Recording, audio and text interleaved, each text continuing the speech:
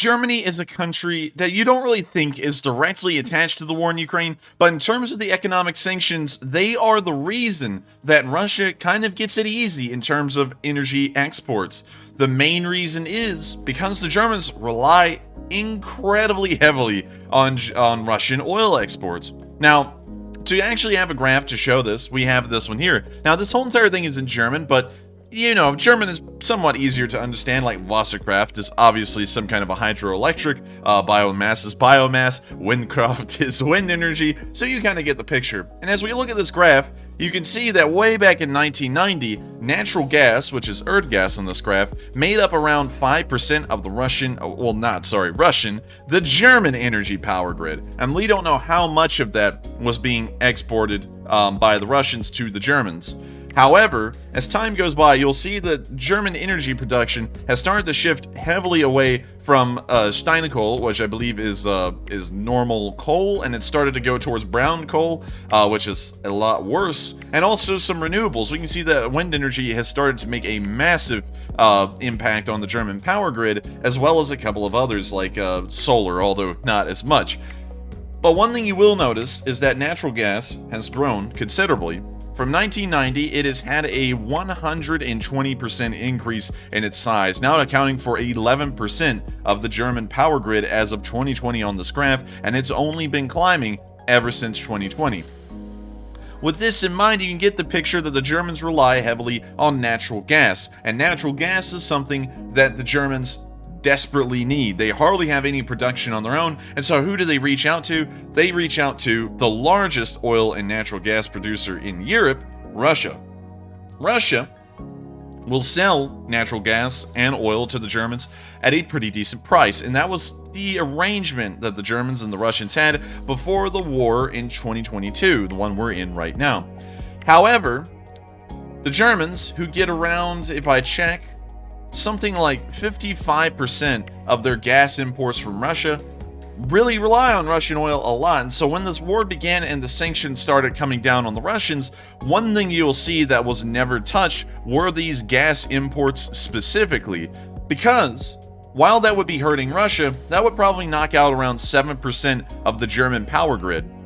Now, even then, the Germans have been getting less oil from the Russians, and also the price has increased as well, as the Russians are trying to counter the ongoing war and the economic trouble and near collapse that they've been suffering in the meantime. And so, we can see that even with these smaller ripples, without the Germans directly sanctioning the Russian gas imports themselves, we can see that the price of electricity in Germany has risen incredibly over the past year alone. This right here shows you a graph all the way from September 5th, which is September 4th actually, which is today, to September, I believe, the 2nd, which was just a couple of days ago. And you can see that when the war began in 2022, February 24th, the price of natural gas did spike, but then it climbed right back down to somewhat stable levels. It then continued on for a while like that until the Russians started to raise the prices on natural gas, and the exports, therefore, were more expensive. Because the German power grid relies a decent amount on natural gas, the price of electricity across Germany skyrocketed. We can see that in September, in August, it got all the way up to 659 euros per megawatt, which is drastically higher than it was during any other time of the year, usually hovering around 200 euros per megawatt. And so you can kind of get a pretty good idea here that the Germans sanctioning the Russian gas would be detrimental for their economy, and not only that, it may cause rolling blackouts across their country, and considering that the modern Western world, along with really any part of the world these days, relies heavily on electricity, it's something that the Germans can't really do without screwing themselves over in the process. With all of this in mind, everyone's always asking, why are the Germans playing soft on the Russians? And it's not that they're playing soft on them because they agree with them. They're more so playing soft on the Russians because they're scared of getting any kind of massive problems like we saw here in full swing. And remember, when we're looking at this graph right here, this graph is showing what has happened with the rising prices of natural gas exports from Russia, not a total sanctioning of Russian energy. If that happened, this price right here, 699 euros a megawatt, would climb so drastically, electricity would almost be unaffordable in Germany for most people. And so that kind of gives you an idea of why the Germans are the ones who kind of are a little lax about sending military support to Ukraine, because they're scared that the Russians might cut off their energy imports, and also why they're not really sanctioning them too heavily, because we can see that the implications for them are far more serious than it would be for anyone else.